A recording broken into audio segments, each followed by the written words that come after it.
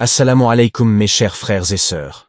Bienvenue sur ma chaîne YouTube spirituelle, où nous explorons les merveilles de notre foi, et apprenons comment enrichir notre vie, grâce aux enseignements du prophète et aux versets profonds. Bonjour et bienvenue à tous. Dans cette vidéo, nous allons parler du secret de la hawla wa la quwwata illa billah dans l'islam, et comment l'utiliser pour demander à Allah de résoudre nos problèmes.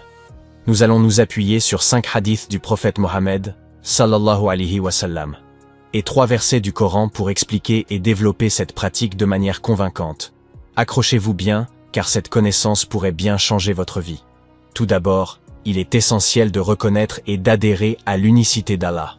Seul lui est capable de résoudre nos problèmes. En tant que créatures humbles, nous devons prendre conscience de notre dépendance totale envers Allah et de son pouvoir infini.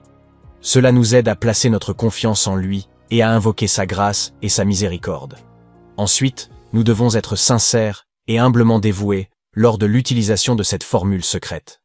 Il ne suffit pas simplement de réciter les mots, mais plutôt de les prononcer avec une focalisation maximale, une présence d'esprit et une concentration profonde. Nous devons témoigner une véritable humilité et une réelle sincérité envers Allah, rehaussant ainsi le but et la signification de nos demandes. De plus, la régularité est une autre règle importante à suivre. En pratiquant cette invocation après chaque prière, nous créons une routine spirituelle qui renforce notre lien avec Allah. Cela nous aide à maintenir une connexion continue avec le divin et à agir en conséquence dans tous les domaines de notre vie. Nous sommes enseignés par Osman qu'au moment où le prophète Mohammed, sallallahu alayhi wa sallam, ressentait de la douleur, il demandait la puissance et le pouvoir d'Allah pour surmonter cette douleur. Il disait: « Je demande la puissance d'Allah et son pouvoir contre ce que j'éprouve de douleur. » Cette invocation puissante dissipait la douleur du prophète Mohammed, sallallahu alayhi wa sallam, d'après ses propres paroles, et il conseillait à sa famille de faire de même. Donc, lorsque nous utilisons ces mêmes paroles avec sincérité et humilité, nous pouvons espérer des résultats similaires dans la résolution de nos propres problèmes. Dans un autre hadith, rapporté par Aïcha, l'épouse du prophète Mohammed, sallallahu alayhi wa sallam, on nous dit que lorsque le prophète ressentait une maladie, il récitait sur lui-même les sourates talismaniques et soufflait. Cela démontre l'utilisation du pouvoir des mots sacrés et de la respiration comme moyen de guérison. Aïcha ajouta même lorsque sa maladie s'aggravait, elle récitait ces sourates sur lui en espérant sa guérison. Donc, quand nous utilisons les versets coraniques et soufflons avec conviction, nous pouvons espérer que nos propres maladies soient apaisées. Dans cet hadith, les compagnons du prophète Mohammed, sallallahu alayhi wa sallam, demandèrent comment ils pouvaient devenir les plus méritants auprès d'Allah. Le prophète leur enseigna une invocation qui peut être récitée à la fin de chaque prière. Cette invocation se compose de 3 formules. Subhanallah, gloire et pureté à Dieu. 33 fois, Alhamdulillah, la louange est à Dieu. 33 fois, et Allahu Akbar, Dieu est plus grand. 33 fois. À travers cette invocation, nous sommes guidés pour glorifier et louer Allah, tout en reconnaissant sa grandeur et son pouvoir. En répétant cette invocation régulièrement, nous pouvons espérer nous rapprocher de notre Seigneur et obtenir ses bénédictions. Le Coran nous encourage à appeler les autres, à suivre la voie d'Allah par la sagesse et de bonnes paroles. Sourate 16, verset 125.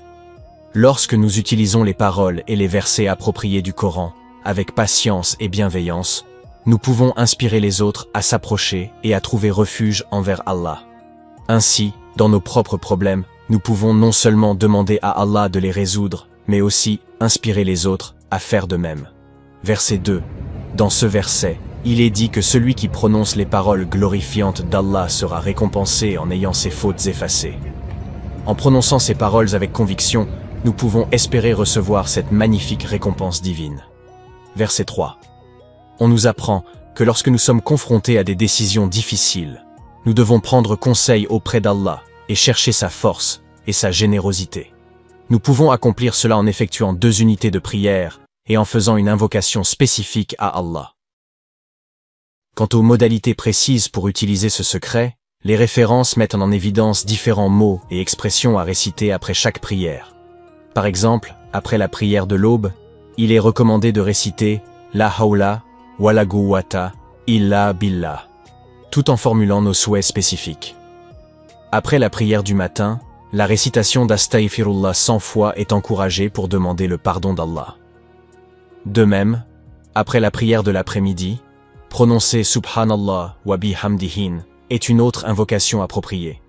Il est recommandé, après chaque prière, de réciter 33 fois chacune des formules de Subhanallah, gloire et pureté à Dieu. Alhamdulillah, la louange est à Dieu. Et Allahu Akbar, Dieu est plus grand. Ces invocations nous permettent d'exprimer notre adoration à Allah et de rechercher son aide dans toutes les facettes de notre vie. Il est également souligné que cela peut être bénéfique de continuer cette pratique pendant plusieurs jours consécutifs, de préférence pendant 7 jours. En maintenant cette pratique constante, nous montrons notre résolution et notre engagement envers Allah, augmentant ainsi nos chances d'obtenir une réponse positive à nos demandes. Il est important de garder à l'esprit que tous ces gestes, ces invocations spécifiques et cette méthode ne sont pas une solution miraculeuse, garantissant la réalisation immédiate de nos souhaits. La volonté d'Allah prévaut en toutes choses.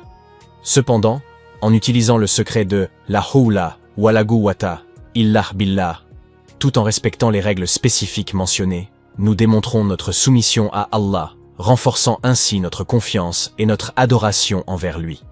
La pratique régulière de ces invocations, avec confiance et humilité, peut non seulement aider à résoudre nos problèmes, mais également renforcer notre relation avec Allah et nous rapprocher de lui. Alors, mes amis, mettons en pratique ces enseignements précieux et inspirons les autres à faire de même. Que chacun de nous puisse utiliser ce secret, avec foi et sincérité, pour obtenir l'aide d'Allah et la résolution de nos problèmes.